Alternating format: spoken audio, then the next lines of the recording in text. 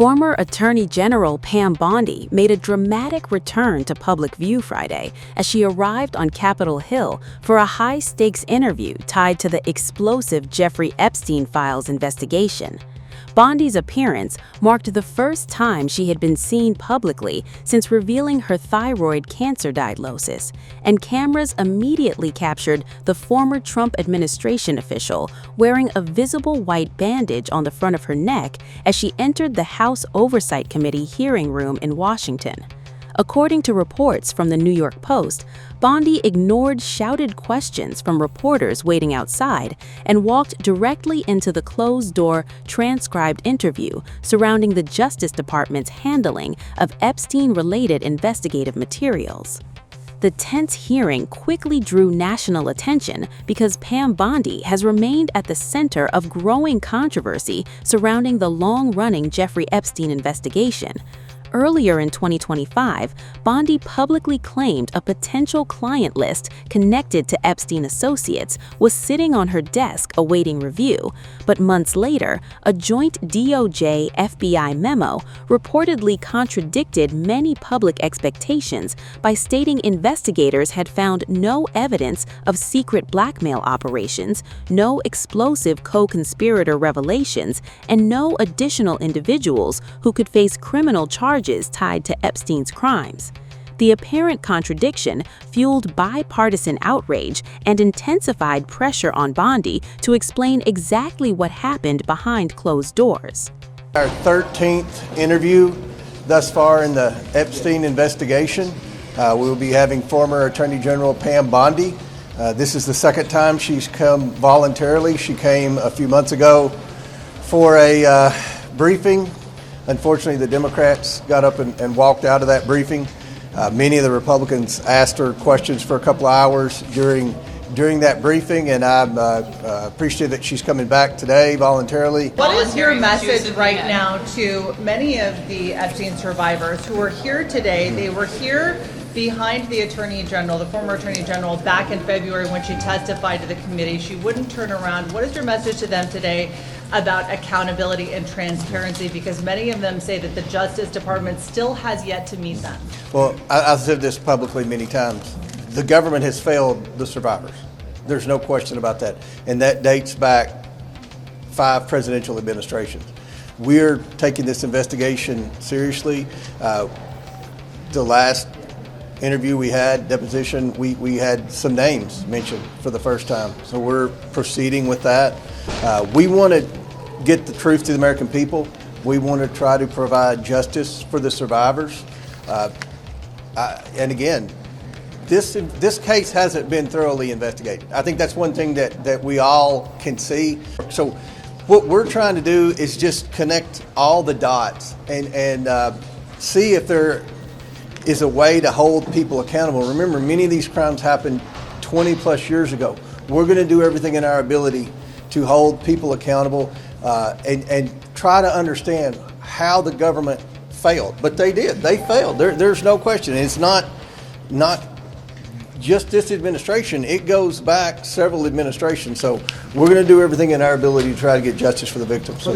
But all along the way, I think the one thing that we can say with confidence thus far is the survivors were failed by the government. And I hope that we can do the best that we can do in getting answers and getting the truth to the American people, trying to provide some type of justice for the survivors, and if there's any way possible to hold people accountable. That's what we want to see happen. We really appreciate well, your we thank you honesty. for being here, and again, we will continue communications, and if there are questions that aren't asked, if anything you're not satisfied, let us know, and we're going to do everything in our ability to get answers for you all. Thank you all for being here. Before the interview began, House Oversight Committee Chairman James Comer openly criticized the government's handling of the Epstein investigation and demanded complete transparency surrounding the remaining documents. According to statements cited by the Post, Comer questioned why certain investigative materials still had not been turned over despite years of public scrutiny surrounding the disgraced financier's case. The Kentucky Republican reportedly declared he wanted every document released and warned lawmakers were determined to uncover whether any evidence had been improperly withheld from the public or from victims seeking answers about Epstein's powerful network of associates. Inside the hearing, Pam Bondi defended the Department of Justice's actions and attempted to push back against allegations of mismanagement involving the Epstein files. According to her prepared opening statement obtained by the Post, the former Attorney General expressed sympathy for victims abused by Epstein and urged anyone with additional information to contact the FBI directly. Bondi also insisted the Trump administration had delivered both justice and transparency in the matter, while emphasizing that nearly 3 million pages of investigative material had already been released through disclosure efforts tied to the Epstein Files Transparency Act signed by President Donald Trump. The hearing also revisited one of the most controversial conclusions contained in the July 2025 DOJ-FBI memo. According to the document, investigators found no evidence suggesting Epstein blackmailed powerful figures or maintained a secret client list capable of implicating additional elites in criminal wrongdoing. The memo further stated no further public disclosures were considered appropriate or necessary.